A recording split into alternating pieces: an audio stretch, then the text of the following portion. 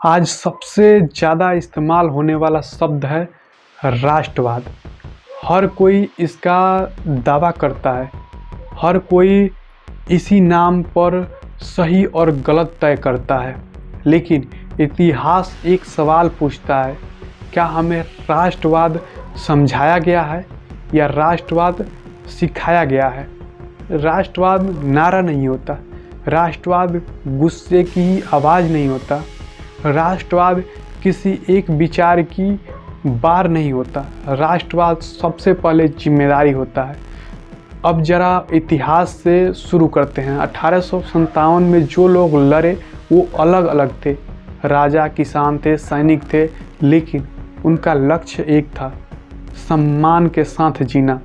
उस समय किसी ने यह नहीं पूछा कि तुम किस जाति के हो, तुम किस भाषा में बोलते हो। वहाँ राष्ट्रवाद संरक्षण नहीं था, संघर्ष था। अब 1920 से 30 का भारत देखते हैं। भारत, गांधी, भगत सिंह, सुभाष चंद्र बोस तीनों एक दूसरे से अलग सोचते थे, लेकिन तीनों राष्ट्रवादी थे। क्यों? क्योंकि राष्ट्रवाद एक सोच नहीं होता, राष्ट्रवाद एक दिशा होता है। अब आज के भारत में राष्ट्रवाद को कैसे परोसा जा रहा है? नारे से, पोस्टर से या तुलनाएं से। हम ज़्यादातर देशभक्त, तुम कम देशभक्त हो, ऐसे बोलते हैं, लेकिन इतिहास यह नहीं मानता।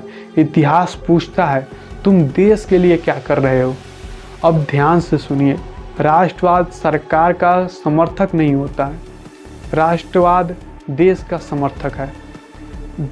सरकारें बदलती है, देश नहीं बदलता। अगर सरकार से सवाल करना देशद्रोह बन जाए तो राष्ट्रवाद खतरे में होता है। अब एक कड़वी सच्चाई, राष्ट्रवाद को डर से चलाया जा सकता है। अगर लोगों को बार बार बताया जाए देश खतरे में है तो सवाल पूछना छोड़ देते हैं, और जब सवाल बंद हो जाए तो राष्ट्रवाद कमज़ोर पड़ जाता है। अब जरा असली राष्ट्रवाद की पहचान समझिए। असली राष्ट्रवाद टैक्स देता है, कानून मानता है, लाइन में खड़ा होता है, कमज़ोर के साथ खड़ा होता है, और सत्ता से सवाल पूछता है। यह चमत्कार नहीं लगता है, लेकिन यही देश बनाता है।